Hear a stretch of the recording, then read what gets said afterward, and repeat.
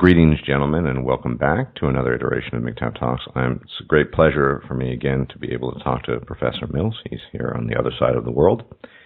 And I would like to just launch into it.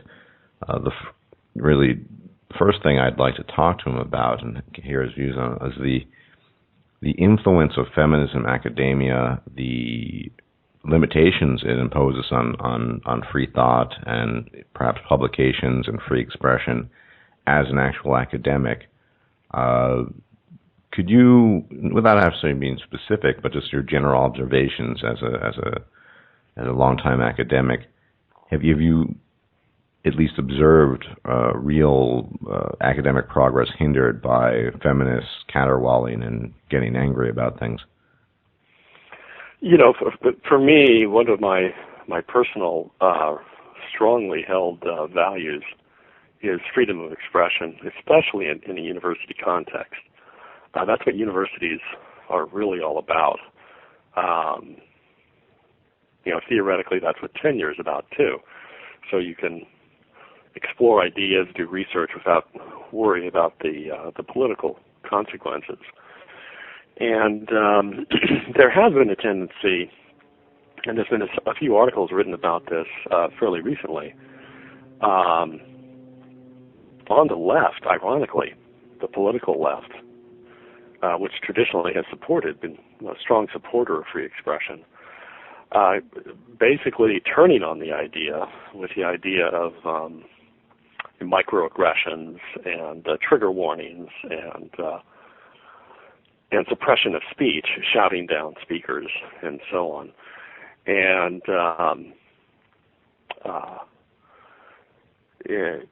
I've seen this in academia, and I've heard of it in academia through colleagues. And I would suggest that it has no place in a university environment. It does concern me, and it does concern me to the extent that in academia, we're not here to promote political solutions necessarily. I mean, we can express our opinions, but we're professors are supposed to basically present both sides of many different issues and let you can express your own opinion. And if you state it as such, I don't have a problem with that. But to become a part, feminism in academia has become really an arm of the feminist movement, and to some extent it's considered a political movement within a university where only certain types of thought are acceptable. If you look at the advertisements for faculty positions in women's studies departments and to some extent sociology departments, it's often stated quite directly that they are looking for a feminist, which has certain connotations and limitations. So yes, I guess the brief answer is I am concerned. Would you consider women's studies to be a proper realm of inquiry, in your opinion? I think women's studies, men's studies, whatever studies, I don't have a problem with well, no, I'm certainly not. If women's studies actually encompassed real scientific research. Sure. I think what you're saying is the current incarnation of women's studies. Yeah. No, I mean, quite frankly, among folks in academia, in other departments, many of these identity kind of politics departments are kind of at the lower end of the status hierarchy in terms of respect for their research and scholarship. So, I mean, in its current incarnation, in many universities, the vast majority of universities, women's studies has become inbred to one theoretical perspective and very intolerant of other perspectives. For example, evolutionary psychology has a lot to say about women, their unique problems, and potential solutions to those problems, And there is a Feminist Evolutionary Psychology Society that is focused on this. But for most women's studies departments, anything to do with biology is often just frequently rejected just out of hand. And evolutionary psychology is seen as a product of patriarchy. Yeah, and is just another way to oppress women through the use of biology. And to some extent these concerns are legitimate because biology has been used inappropriately in the past to justify discrimination. But we don't want to throw out the baby with the bathwater. Don't want to throw out the entire all of biology because it's been used by some people inappropriately in the past. Yeah, this seems to be a major concern of people in general, whether it be distinctions, ethnic, racial distinctions, and in this case, gender or sex distinctions, that we cannot observe certain things and draw conclusions without there being some, in some absolutist sense, catastrophic consequence. So, if we observe X about women, if, for example, we observe that women's behavior changes radically during ovulation and menstruation, oftentimes, then there's potentially down the line some horrific consequence that could be implemented against women. I think, at least in my view, that a lot of the sort of preventative fear that's being generated towards evo-psych, and indeed any sort of notion of man or the human ape as a biological being, has this at its roots, at least partially, because people are afraid of what could potentially happen down the line. What do you think about that? Yeah, I think that's really a fundamental motivation. And to some extent, there's a certain idea, particularly in sociology and anthropology and in women's studies, that we can pretty much safely ignore biology, that our intelligence has allowed us to transcend our biological roots, and that's really all you need to understand is culture and socialization and discrimination patterns to understand the differences between men and women and so on. As if all of a sudden we just, one claim among some of these folks is what is called essentialism, that evolutionary psychology, any reference to biology or evolutionary psychology, they claim is essentialistic, that you're distilling people down into categories based upon their biology. I've got kind of a reverse concern,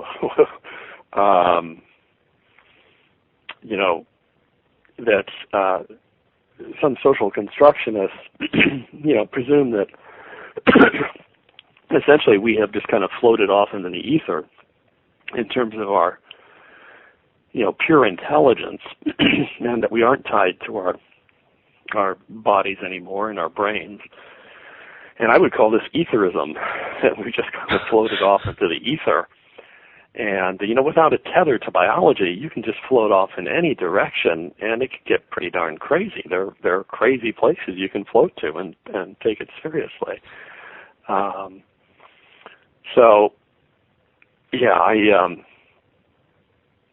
It seems to me, though, this is essentially a long precedent of what I would refer to as sort of human exceptionalism.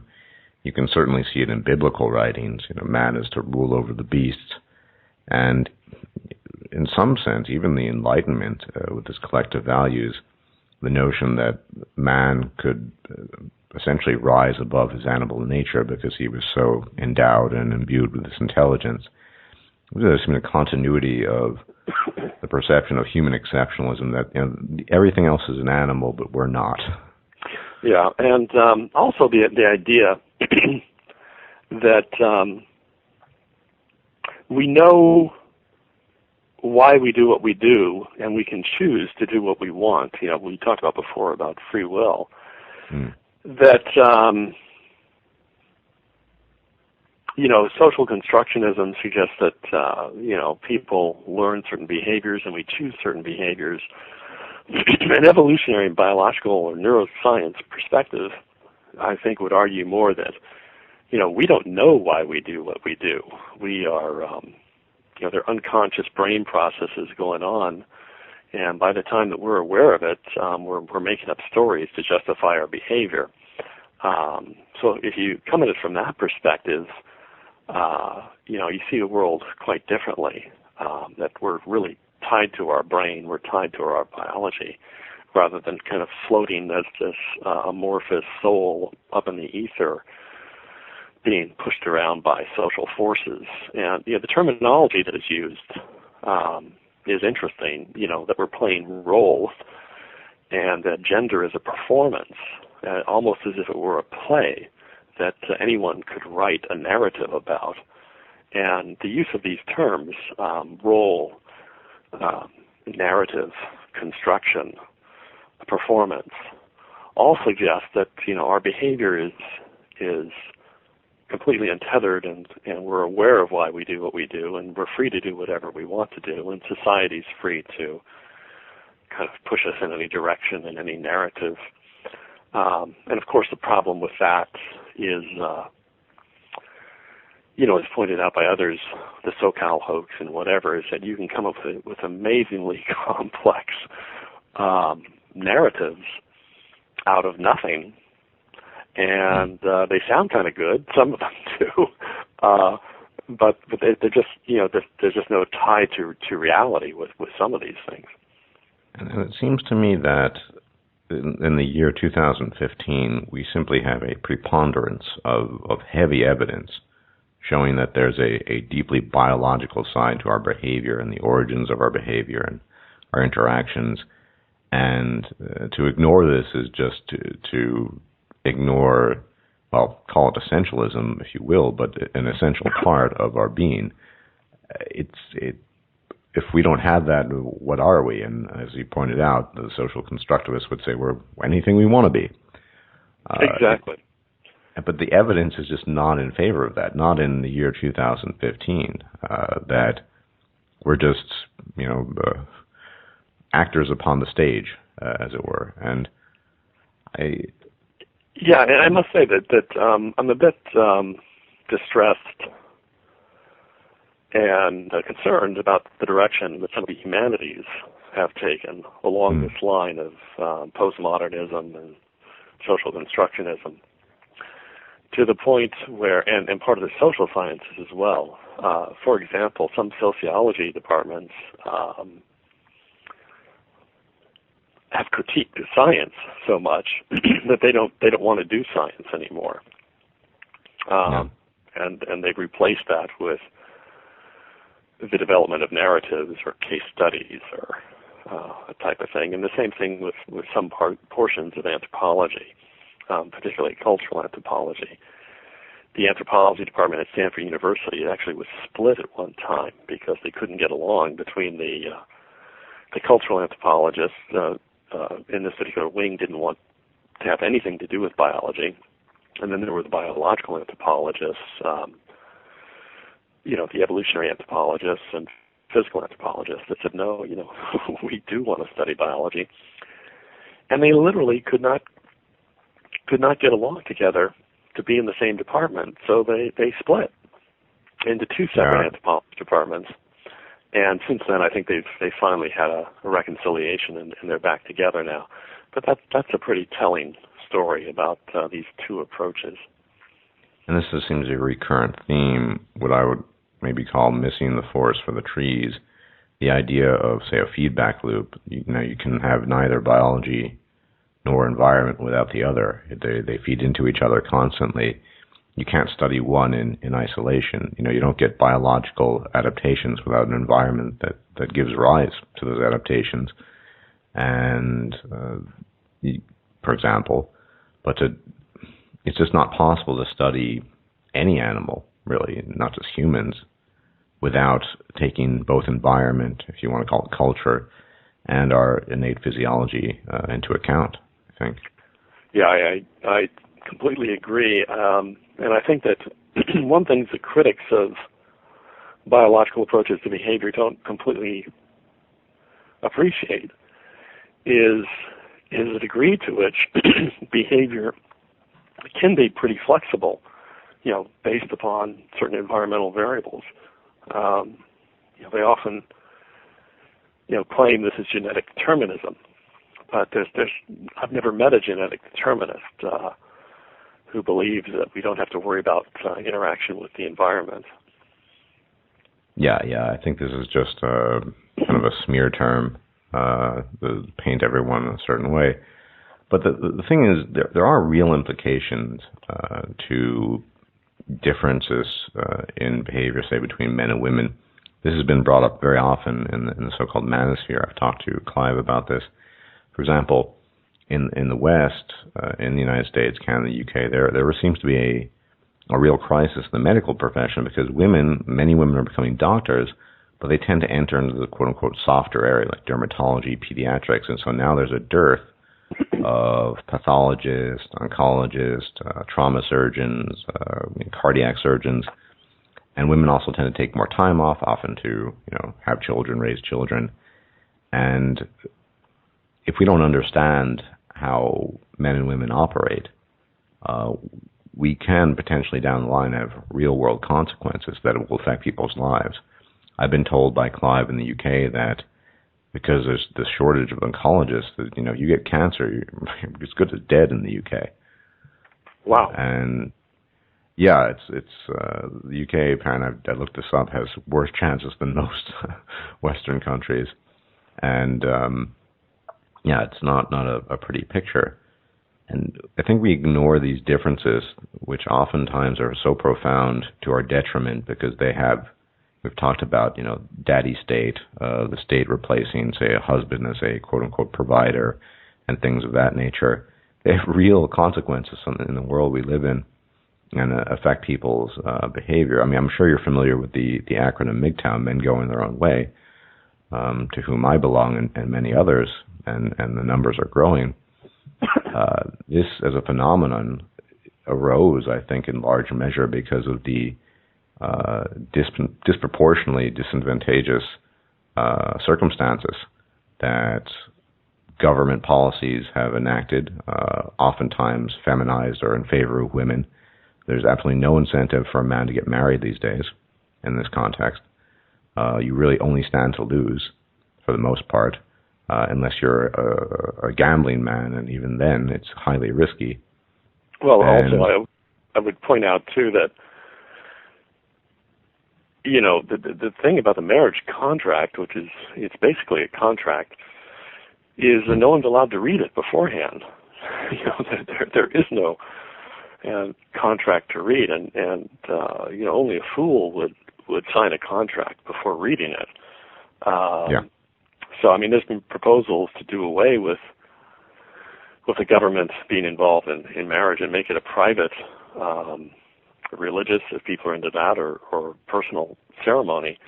And if they want to write up a contract as to what that means, that would be up to them. But you're right, as it stands right now, men are signing contracts, marriage contracts, and women too, without having read them and without knowing what they're getting into. And they find out later on, boom, yeah. In the olden days, not that olden, there were clear reasons and grounds stipulated for a divorce, reasons for it. Now, a divorce can be initiated on a whim, essentially. And I know people don't like to hear this, but really kind of across every country I've looked at, it's somewhere 70% upwards of divorces are initiated by women. Yeah, and actually lesbians have the highest, yes. Right. I recently, a while back, made a video on this observation that whilst the gay and lesbian movement, I suppose, is cheering the Supreme Court decision, there are already branches of law specializing in gay, or specifically lesbian, divorce. And it's just more money for the machine, I think. And in your own state of California, I believe there are a few states like that, they have lifelong alimony. If you divorce and usually it's the man who has to pay. You pay the rest of your life to your ex-wife. Yeah, I mean, if you had to sign something when you read that ahead of time, not too many men would, or women probably would agree to sign that. And that's, the development of the movement that you're talking about, men going their own ways. They're just saying, I can't sign off on some of this stuff.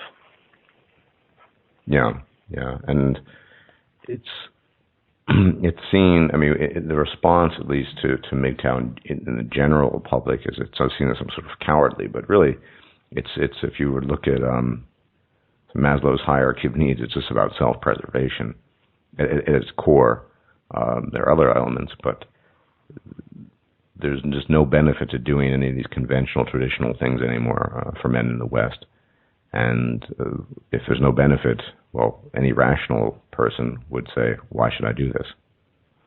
And it's telling in terms of how bad it's gotten that men are willing to withdraw from it entirely and just say, "Oh, I'm not going to participate in this because the cards are stacked against me." I think a lot of men, I'm not one of them, I've never wanted to get married, but there are a lot of men who, they had the standard reproductive dream of 2.5 kids and what have you, and I think for a lot of men it is a kind of painful decision, but given the risks, especially in terms of marriage and then reproducing and having access to your children, they just say, even though I really want this, I'm not going to do this. It's just, it's a shame, it's a pity, it's sad, but it's just far, far too risky. The other alternative is to, if you're going to do that, is to get a prenup, basically write your own contract. Of course, by many women, that is seen as very unromantic, and many will not participate in doing that. Well, as you surely know, I mean, traditionally marriage was never about romance. It was a reproductive contract between men and women and a distribution of labor in order to raise offspring. I mean, the romantic stuff came far, far later, and it's been so sensationalized and commercialized for that matter, and used to basically manipulate people into getting a false notion of what marriage had been for probably untold millennia, as opposed to what it's perceived to be right now. The romance, it seems to me, was maybe a side benefit at that, but long history of arranged marriages and what have you, it was a reproductive contract. Exactly. And, specialization of labor, based upon the particular interests and aptitudes of the two sexes. Yeah. But for that to work, of course, you need to acknowledge that there are different interests and aptitudes for the sexes to begin with. And we don't live in a society at the moment that is willing to do that. Yeah, one other thing I might mention here is the recent movement of apparent gender flexibility, that you can call yourself whatever you want to call yourself, and that these binary distinctions are too limiting. Again, this is kind of what I would call Aetherism, just the idea that we can decide whatever gender, cis, male, or whatever. There's so many. I mean, there's some variability certainly between males and females, and there's a continuum in terms of gender role and sexual orientation and gender identity. But, these are not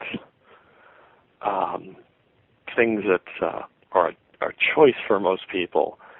And, we can't just kind of make these things up out of nothing. Yeah, and, segueing from that into, we talked briefly about this, this notion of Evolutionary Psychology 2.0, which, based on my reading of it, seems to be a reboot of EvoPsych, and the idea that, given that evolutionary psychology encompasses virtually all of human behavior, And there traditionally, that is in the last couple of decades, been too much focus on gender or sex differences and evolved differences for the purpose of reproduction. One can move away from that and still somehow speak coherently about human beings, whereas I see this as, it seems to be a whitewash, and furthermore, even when we want to talk about things that don't seem to be gendered, we know that men and women work and cooperate differently, generally speaking, from each other.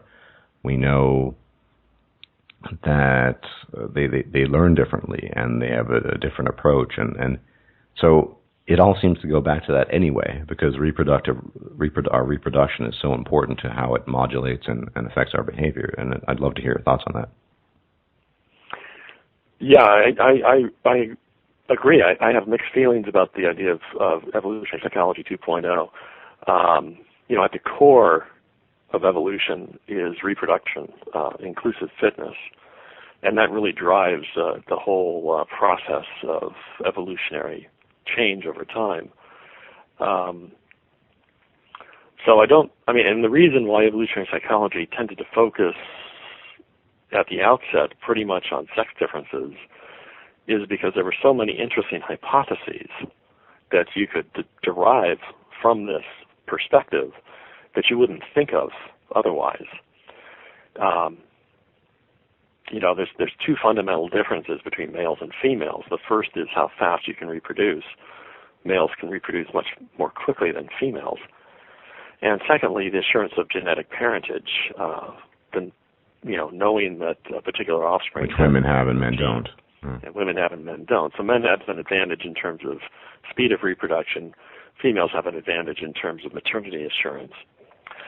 And so from these two basic differences, you could derive a whole lot of hypotheses. For example, evolutionary psychologists hypothesized, before there was any data on this or any previous hypotheses, that men would be more upset by sexual infidelity or the threat thereof, and women would tend to be more upset by emotional or commitment infidelity or the threat thereof. This is derived purely from evolutionary psychology theory. And then they went out and tested it, in fact, and found that indeed that is pretty much the case throughout the world.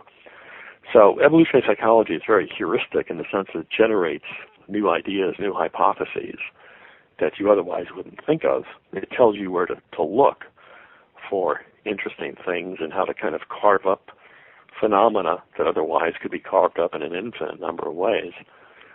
And so, briefly, with regards to that, I just briefly, this seems to make a lot of sense. A man unaware of his paternity assurance would be very worried about a woman finagling about with other men because he might be raising someone else's child, and a woman, of course, needs provision resources for a man. So, an emotional detachment from her might signal an unwillingness to provide resources to her. This has always been my understanding of how that worked. Well, I think it's not so much his emotional attachment to her that she's concerned about. She's concerned about an emotional attachment to another woman. Who would take the resources away from her? Yeah, it would redirect the resources away from her to this other woman and the children that he had with this other woman. So women are very threatened by the idea of another woman stealing her husband. And basically, what's really important to human females in a male partner is paternal investment of time and resources to her offspring. And when that is threatened, females will get pretty upset. Yeah. The problem, as you just pointed out, there are so many interesting questions, but also on how these profound differences we have in behavior as relates to reproduction and sex. Now, I heard a discussion between Clive and Professor Gare about this, and what I found very revealing at the time, and this is a hypothesis, is that I know he's very much heading this EvoPsych 2.0, he mentioned that 70% of his incoming class, to his Evo Psych classes, are composed of females. Now, students, in some sense, are also customers. To talk too much about, it seems to me, evolved sex differences that could potentially put, at least in terms of subjective feelings, women in a bad light, maybe, is probably not the best policy if you have 70% of your customers being female. Well, I can speak directly to that. First off, what he mentioned is that I think, because I listened to that interview with Clive and Glenn, and I think Glenn mentioned that the most grief that he got was not so much from students, but from other faculty who didn't like evolutionary psychology. And, having taught a course on sex differences from an evolutionary psychology perspective for about, must be 20, 25 years now, what I have found personally is that many women in the course initially are fairly skeptical. But once they have a thorough grounding in the theory and the data, particularly, also animal data, and finally humans, I really haven't had a problem with it. Even in a most recent semester, I was concerned because there was a lot of comments at the initial part of the course, which were definitely coming from a social constructionist perspective, and they obviously learned this in other courses. And I tell my students at the very outset, you're going to be learning something here that is really radically different from what you've learned in the majority of your courses in the humanities or social sciences. And we could, as long as you're open to that, I'm just giving you a heads up as to what's happening. But what I found is that actually, my courses are 70-80% women, especially the courses on gender differences. And what I've found is that many women realize that this perspective gives them a sense of, I'm not sure how to put this, but really a sense of primal power. That women have something really very, very important that men want in terms of reproduction, and how that is extremely valuable to males. What is called erotic capital or sexual capital. And I think that many of them tune into it. And the thing about it as well is that it explains so much of their personal experiences that otherwise they have found to be baffling. And I've had students repeatedly comment on this, and that how it's an academic course that really relates to their personal lives, because they're interacting at this particular time in their life, the developmental stage, with the opposite sex, and the issues of mating are foremost in their minds. So my perspective is that it's not so much the students, at least as long as they have an open mind coming into it, but some of the more people who've devoted a career to a perspective of social constructionism and feminism, and those folks tend to have a serious problem that it's hard to get people to change their mind once you've invested a career in a particular theoretical orientation. It's hard to kind of switch in mainstream and embrace it. Well, okay, that's interesting. And I mean, people rarely change their minds. It seems to be almost a universal. Someone in our community named Groit's, Karen Strawn, I don't know if you're familiar with it, once proposed the idea of a sort of fempocalypse, because as you pointed out, women do have an enormous advantage, being the gatekeepers of reproduction, effectively. So many services in our society are geared towards women, what we refer to as gynocentrism, essentially. the divorce courts, the child custody court, all these things seem to favor women. Education, there are so many outlets for women to take advantage of in order to gain access to education. Health, we know there's a disproportionate amount of spending given to women versus men in certain areas. The idea that she proposes that if this continues, not only will men become completely disenfranchised, but there'll be some serious societal-wide consequences. Where do you see this all going on the current trajectory, if I might ask?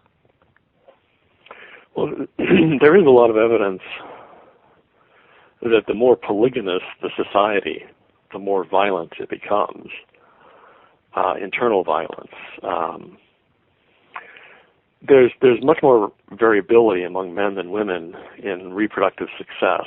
Most women are going to have 1, 2, or 3 children, and they're certain of the maternity. That's their kid, and not too many fertile women cannot find some man who's willing to impregnate her, or at least have sex with her. But on the other hand, there's not very many women who are going to have a reproductive jackpot of tens or hundreds of kids.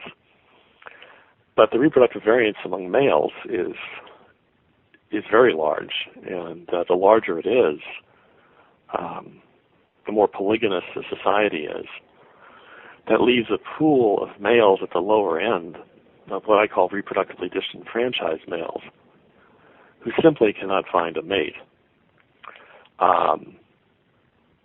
In polygamous societies, if a man has, 2, 3, 4, 5 wives or upward, that means that there's going to be, given the sex ratio is 50-50, thereabouts, there's going to be a number of men for which there's no wife available. And these reproductively disenfranchised men, they're losing at the most important game in life from an evolutionary perspective, which is even more important than life itself, in a sense. If you leave behind, a gang member who leaves behind 3 children and gets gunned down in a drive-by at age 18, his genes, whatever characteristics he had, are passed on, as opposed to a 70-year-old man who's a pacifist and a very nice guy and contributed to society and didn't leave any offspring behind. None of those genes get passed on. So evolution only sees reproduction; it doesn't see ethics, morality. But the concern that you're mentioning is that to the extent that women and men just can't get along, women are always going to be able to reproduce through volunteers or through sperm banks or whatever. But men, if you're talking about getting a surrogate to carry your child, you're talking about, a very expensive proposition. So, I don't recall the term that you used to describe this, femapocalypse or something like that. The fempacalypse, yes. Fempacalypse. Yeah, I haven't heard that one before.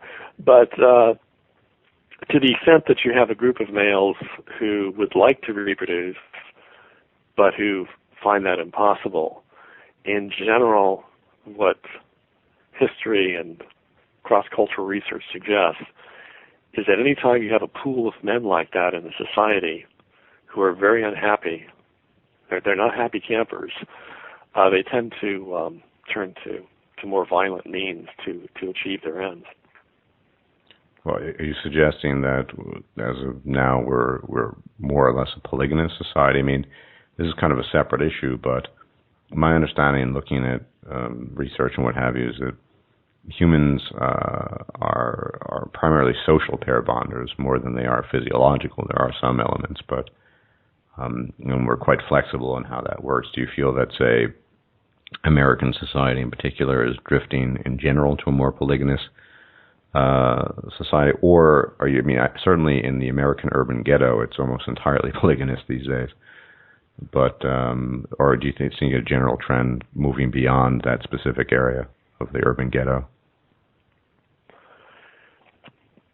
Well, I think that there's two things. There's multiple things that are happening simultaneously. We have a lot of variance among men in terms of resources. So men with more resources, rich men, are going to be able to acquire multiple partners. And if they can't do that legally, they'll either do it through promiscuity. They can't do it legally, at least in the U.S., through polygyny, but they can do it through serial marriage, which rich men tend to do. You just keep marrying progressively younger and younger females who are fertile. And the other trend is promiscuity. With the internet, women can mate, have sex promiscuously without risking so much damage to their sexual reputation, which is very important to them. Because for a long-term partner, for a male, men want to get together with women who have a reputation of sexual modesty and fidelity, because they're concerned about that in a long-term mate. So women guard their sexual reputation jealously, and you find that women tend to derogate each other by calling them each other sluts. The slut-shaming stuff is primarily done by women to other women. But I wonder, to the extent that women can mate anonymously with very genetically, I think, very good-looking guys,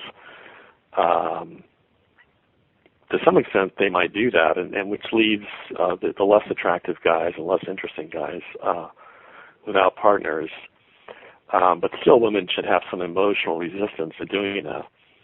And then finally, the degree to which, you're talking about men going their own way, the sexes just separate on their own.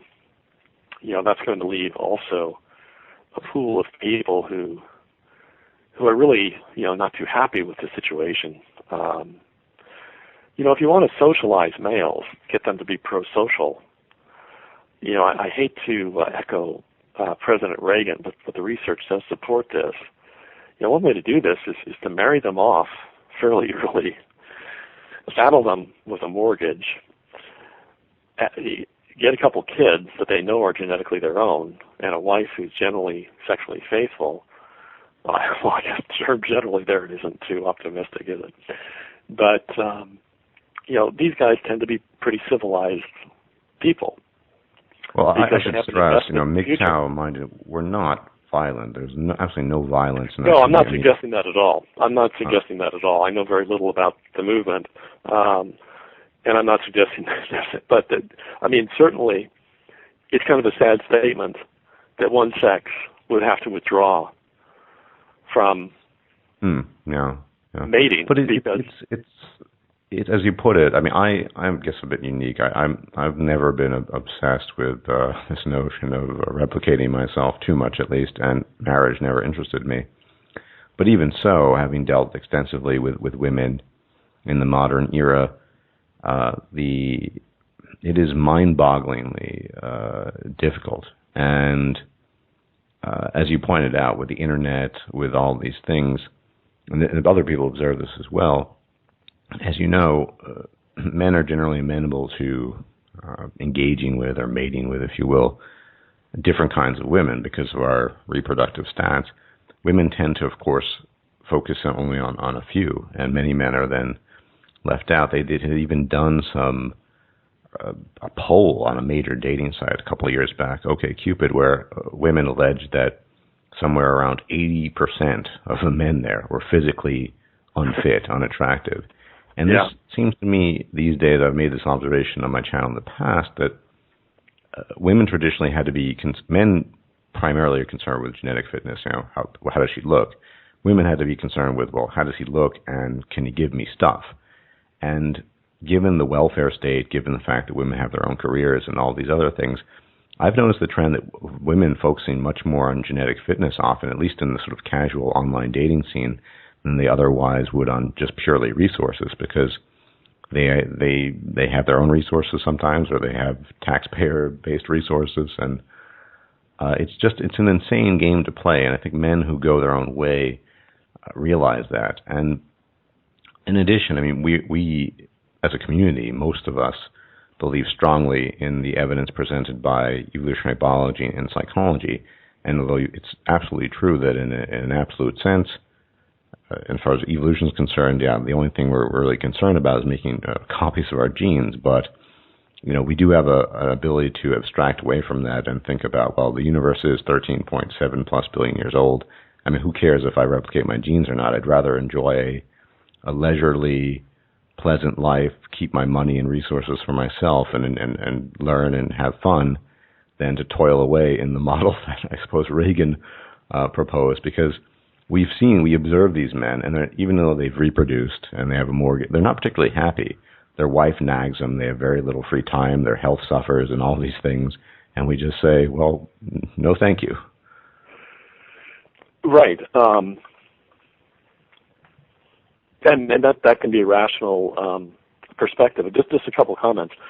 When we talk about reproduction as being the ultimate thing, it's not like we're consciously aware of that, and that anyone. No, absolutely. Yeah. You're talking about in a distal, ultimate sense. Yeah. Yeah. I mean, we have proximate motivations and desires that historically have led to reproduction. So you don't have to consciously want to. I think having kids, the evidence suggests that it's not generally a very good idea if you want to be happy on a daily basis.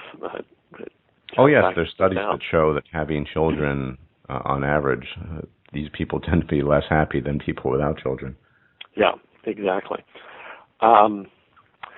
But, I think that another problem, that there's a really interesting TED Talk that you and your listeners might check out by Philip Zimbardo, a Stanford psychologist. It's called Why Are Men Failing? Or excuse me, Why Boys Are Failing is the title. And, there's ways that men can say today that, I'm not high status enough or good looking enough or whatever to interest most women, and women are complicated and difficult at times, and I've got to make all the first moves. And what Zimbardo suggests is that many adolescent males and young males withdraw, and they might withdraw into a world of a virtual reality of gaming and so on, where things are more predictable and male values are accepted, such as competition and fighting and dominance, even though it's imaginary. And where women in these simulations, are attractive and they don't say no.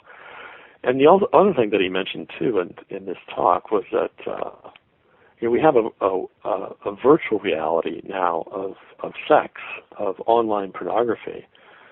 I'm not even sure that pornography sounds like a derogatory term, but males can see at any time sexual acts on the internet, and what that they do is they're projecting themselves into the situation. And to some extent, our brains have no defense against virtual reality. We know cognitively at some levels that it's not real, but at some other level, our emotional or motivational level, our brains are truly fooled by this stuff. So, for example, if we saw a famous person like Jennifer Aniston from the sitcom Friends, if we saw her in person, we would think that she was really our friend. In fact, she's not our friend. She's never met us before. But we think she is. We've been fooled. She's been in our living room. So to some extent, I think one thing that males are doing, particularly young men, is simply withdrawing from difficult, perhaps emotionally painful interaction with females by withdrawing into virtual reality, where things are a lot easier.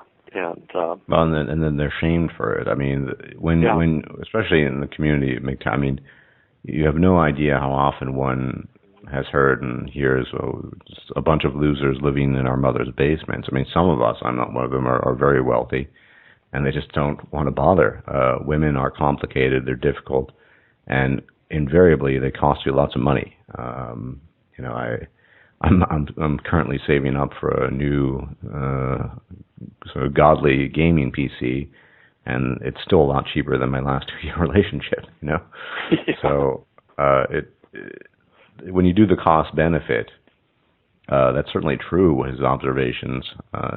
Why should we bother with all that? What makes women so much worth that kind of effort? Those kinds of expenditures, the stress. And moreover, and it's not talked about much, but after a divorce, for example, the male suicide rate just spikes up, and it's absolutely devastating. Yeah, breakup as well. I mean, from a male perspective, the mating game is difficult and expensive and full of rejection. Men have to risk rejection by making the first unambiguous move to ask a woman out or to initiate any sort of physical contact and sexuality for the first time. It's generally ambiguous, and if he doesn't do it, most of the time women will not initiate. And then the factors that you talk about, the costs of courtship can be substantial for males, and then the cost of marriage, if it doesn't work out, can be extremely expensive. Yeah, and I think people aren't taking, guys who are doing these talks are really, it's true what he's saying. Lots of people, I mean, porn is just a lot cheaper than women are, in fact. Yeah, I mean, I've heard guys say, I could just hire prostitutes. I mean, if they were legal, if it was legal to do so, for, every week or whatever. And, it would be an awful lot less expensive than oh, yeah. Someone had actually done a series of calculations, I mean, of, high-end escorts, and overall it seems to be actually cheaper than conventional courtship and marriage. And I think people who make these observations, like this gentleman who had done the TED Talk, are once again missing the forest for the trees. There's no incentive. It's all well and good to shame men, to say, well, they're too weak or effete, and so they just want to flee into the virtual reality, without talking about all the negative consequences that afflict men in the modern era in our society. That those things that are leading to us being decentivized and not wanting to even bother with this stuff. I mean, Well, yeah, I think Philip Zimbardo, the Stanford psychologist who did the TED Talk on TEDx actually on why boys are failing, he's very sympathetic to the plight of males and many of the issues that you and I have discussed. And his recommendation is we need to start paying attention to them, and we need to start addressing them. So I think he would be I think that you and he, your perspectives are not oppositional. I think that they would kind of match up. To tell you well, I should hope so. I mean, we forget this, but this has been pointed out. This is not PC to say, and I assume all responsibility. But it has been pointed out, I forgot by whom, that if women had been in charge of civilization, we'd still be living in mud huts. Yeah, I mean, you hear a lot about,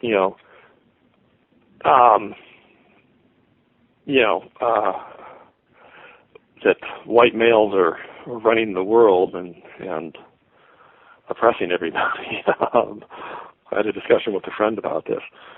There's an awful lot of things that white males, and men of other races too, have done. Well, men collectively have built civilization through blood, sweat, tears, hard labor, through their mental labor and application. I mean, all these, the typical woman who has no idea about physics, who's running around with her mobile device. I mean, all these things even been invented by men, of course, in their desire to compete in the dominance hierarchy and show off their goodies to women. And basically a disenfranchised group of males, and we see this in Japan. I'm sure you've heard of the herbivores. They are men who just don't do anything really except for themselves. This has long-standing, I think, long-reaching consequences, far-reaching consequences, because men are the building blocks of civilization, whereas women tend to delve more into sort of social occupations, whatever. When there's a dearth of engineers, when there's a dearth of important medical surgeons, all these things that are so essential to keep society running, people are going to notice. But my fear is that people are going to are not going to be able to connect the dots on how we actually got there, to that point where men, frankly speaking, part of my friends don't give a shit. Yeah, and I think that we need to start paying attention to the problems, the specific concerns of boys and men, and start to address them with the same concern that we have shown toward women and girls, the gynocentrism that you're referring to. And quite frankly, one disappointment for many men, I think, with the feminist movement was it initially was about, or advertised to be about, both sexes achieving equity and concern about the issues of both sexes. But really that's humanism. That's not feminism or masculinism. But I think that, humanism is the way to go. I can see a focus on women or men, masculinism or feminism, but it shouldn't be to the exclusion of the problems of the opposite sex as well. Until we address the issues that, particularly today, some of the issues that we discussed about particularly adolescent boys and young men, I agree that the social consequences can be pretty unpleasant. And it's a great way to segue in. We briefly talked about this, the way boys and girls learn differently and approach things. I mean, one thing, particularly true in the United States, how boys are falling behind in school. They're not graduating at the same rates. They're not attending university at the same rates. They certainly don't have as many degrees, or they're not attaining the same level of degrees or the number of degrees as women. And this seems to be, once again, educational disenfranchisement, the idea that the classroom has been so tailored to the way the female brain is wired and women operate that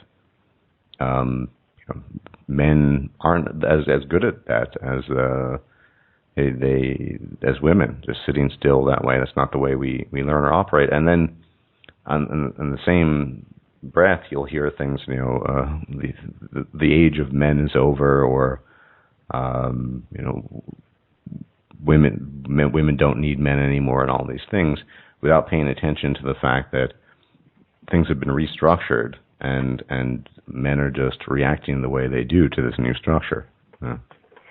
Yeah, and with respect to the, what we talked about earlier about gynocentrism, we tend to, when women or girls have problems, we tend to respond with sympathy and try to help them. Our reaction to boys and men with problems is often criticism, derogation, and distancing, or punishment.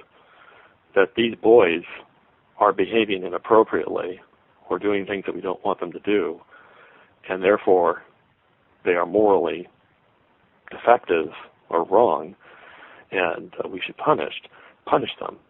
Until we take a more sympathetic attitude toward boys, that approach isn't going to work very well.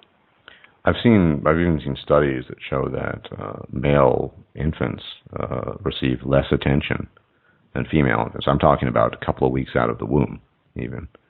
Sure. And I'm deeply skeptical about the prospect of moving away from what's effectively now a gynocentric society. And we, as you put it, we cater to women's desires. We comfort them when they have problems. We try to help them. We give them a mass of scholarships. And men, frankly speaking, are just the dregs of society. If you have a problem, you fix it on your own. And you're supposed to man up. That's what we tell them, just man up. Right, and I just don't see a reversal of these things, because people are so blind. I mean, Gerwig's once again, the woman who proposed this idea of the fempocalypse. We're so inclined as a species, because women are the limiting factor in reproduction, all goes back to that, to be sensitive and receptive to women's needs and desires and what they say, even if their feelings aren't accurate reflection of reality, and so disinclined to listen to what men say because we're just running around with a bunch of cheap gametes, that I just don't see the possibility of reversing this until it's maybe too late, even at that. Most people think the idea that of a gynocentric society, or one that favors women over men, is laughable and totally insane. How could you say that? But when you actually do the research, when you look at the way things operate, it seems quite apparent that that's the case. But a reversal of this seems to me nigh impossible, and I'm just being realistic here. And maybe it's like a pendulum swinging. In earlier times, I mean, women certainly did have a rough time of things. There's pros and cons to having high reproductive value. Men, want it, and they will fight for it, and they can treat females like reproductive property. And it could be pretty brutal being a woman. True, but I'd point out that it's better to be a prized treasure than a useless piece of junk that probably would be killed straight away, no? Yeah, well, I mean, like Warren Farrell says, men are the disposable sex. We can just you send them off to war, but I think the pendulum is swung quite far in the opposite direction, to the point where many feminists apparently don't care too much about the problems of men, because we are the privileged class, or a privileged sex. We are members of the patriarchy, and the idea that men are in any way oppressed as a group or socially or individually is just ridiculous from that perspective. And I find it quite disconcerting that Warren Farrell, who has written many books on these issues, and does it in a very sympathetic way, both to men and to women, is sometimes derogated as these things. Men don't have problems kind of perspective. No, I mean, but that's the whole point. When sperm cheap, eggs are expensive. We effectively don't have problems. Men are only important, in my observation, as much as they're doing things that put them in the spotlight, gaining themselves status and whatever. Someone once said, he's departed from the manosphere, that women are human beings and men are human doings. And I think to this day it's a very apt description of the way we are as a species. Yeah, I mean, men are valued according to their performance. As long as they're performing well, they're valued. Women are valued largely by their biology. But I will say this, that, fertile women are very valued. And, between the ages of, 17 and 35, they get a lot of perks and attention and resources. But on the other hand, we've got to look at the problems of women as well. Postmenopausal women have virtually no sexual capital. And it's a roller coaster ride that women go through in terms of their reproductive value to men, their mate value. It goes from 0 at age 11 and just shoots skyward to age 22, and then has a slow decline to the mid-30s, and then it drops off pretty rapidly. In between, 40, 45, it just plummets to 0. And men never experience those major shifts so rapidly, unless they become a rock star or, lose everything and go down to the bottom. So, I mean, the perspective that I'm comfortable with is that men and women each have a unique set of problems, and they both deserve acknowledgement and redress. The idea that men have no problems is ridiculous. So again, my perspective on this is that a humanist perspective, above and beyond the feminist or masculinist perspective, we should care about everybody's problems. We're all sentient beings, all suffer pain. And the problem is that we often project our own perceptions onto the opposite sex. We construct other minds as our own, and it's very hard to understand women from a male perspective, and it's certainly true in going the reverse direction as well. So I would argue it's very important that males and females understand each other, and this is where evolutionary psychology, I think, has a very important contribution to make. And from that understanding, acknowledge, appreciate, sympathize with, and try to redress the unique problems that each sex is going to be experiencing. I agree with that ultimately, but as you said, the pendulum has swung so far in one direction that we're a long way off from that kind of discussion where we acknowledge our unique circumstances and difficulties, because frankly speaking, there's only one set of circumstances and difficulties that is currently being acknowledged, and it doesn't seem to be changing anytime soon, to my mind, and certainly not the male side or issues. I think men have been educated by feminism a whole lot about what women's perceptions and problems are. They don't want to be sexually assaulted, they don't want to be raped, they don't want to be discriminated against, and we all know about that. We've been educated. But women have not been educated about the unique experiences that men have, that, it doesn't feel good to be rejected when you have to take first initiatives. It doesn't feel good to be not considered a real man if you don't make a lot of money or you're not extremely good looking and so on. So hopefully, I hope that... Nor does it feel good to die in a trench in a war. Pardon? Yeah. Nor does it feel particularly good to die a slow death, painful death in a trench, in a pit, in a war. Exactly, and that's why we call, as Warren Farrell points out, that's why we call these guys heroes.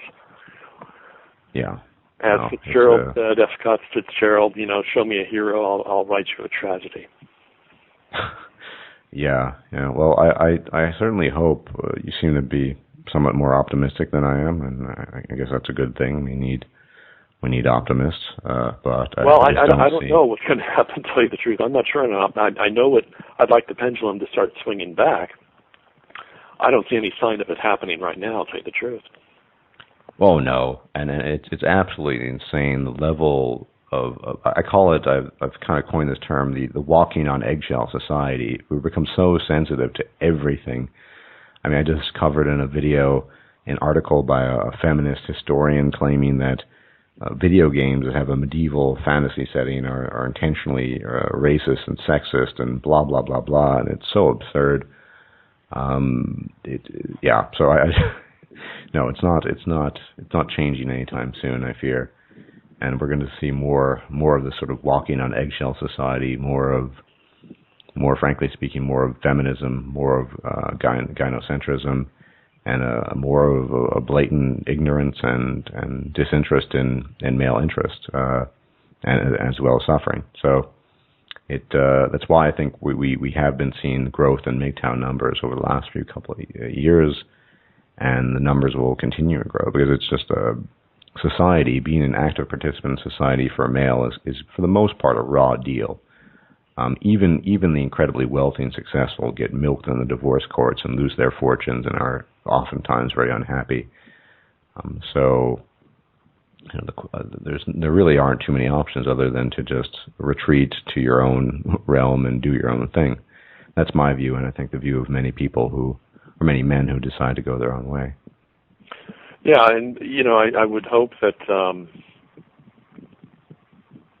society can listen to that and try to rectify some of the problems and make the pendulum start to swing back. I'm not sure that that's going to happen. I mean, there's already been books written about this, like the Myth of Male Power by Warren Farrell.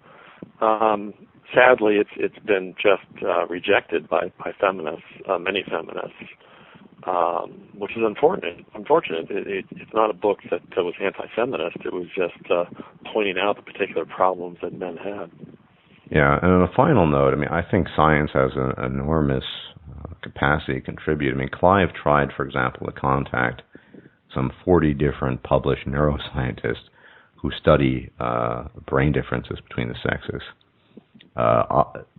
Papers they've published noticing differences in volume, a distribution of gray versus white matter, etc., and they are terrified. Not a single one would agree to an interview or a discussion. And it seems to me, as long as science is being silenced on these matters, there can be no forward discussion on this. Yeah, I'll repeat what I said at the outset. For me, a free speech is really a prime fundamental value. Agreed. Without free speech, the other rights that we presumably have can evaporate. And one saying is, you know who has control over you by who you're not allowed to criticize. Yeah, Voltaire said that, I believe. Yeah. Yeah. So, and particularly in a university setting, what other place than a university do we really need free speech? Absolutely, but I don't know how to get there. YouTube is a great format for that, but ultimately we're just lay people. I'm a very interested lay person. I've acquired knowledge, but that's all I am. So, some real progress somehow has to be made in the halls of academia, where that principle of freedom of speech and expression, and I think most importantly, freedom of inquiry, without fear of reprisal or worrying that results might get you in trouble just because that's what the data say something, and then all of a sudden you're a boogeyman. Getting there would probably be a huge step forward, but I don't know how to get there, frankly speaking. If I do have an area of hope in this regard is that the evidence being produced by evolutionary psychology and neuroscience is really very impressive and important, and it's empirical. And at some point that evidence is just going to become so overwhelming, and I think we're getting there, that it's just going to be hard to maintain these other positions of social constructionism and postmodernism. My hope is that eventually, that those will go the way of alchemy and astrology, that people just won't take it seriously anymore. I should hope so. I've thought about that as well, and maybe, yes, the preponderance of evidence will weigh so heavy that that it'll be just impossible not to accept these things as reality. I can only hope. Yeah. Well, okay. Go ahead. Do you have any final thoughts as we just anything you'd like to add as we sort of close up? No, I'm glad that we're ending on a bit of a positive note. That there might be a shred of optimism out there. I think so. If the evidence is really strong, eventually it will.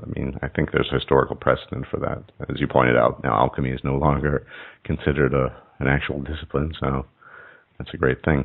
Well, thank you very much for talking to me, Professor Mills. Hopefully at some time in the future we can do another talk. I think it's really important to talk to academic professionals about these things and get their perspective, and as well as their insights and their knowledge and research sometimes. So thanks very much for talking to me, and thank you on behalf of my audience for this opportunity. I appreciate it. I'd be happy to join you again anytime. Fantastic. Okay. Enjoy your day then, sir. Thank you. Bye-bye.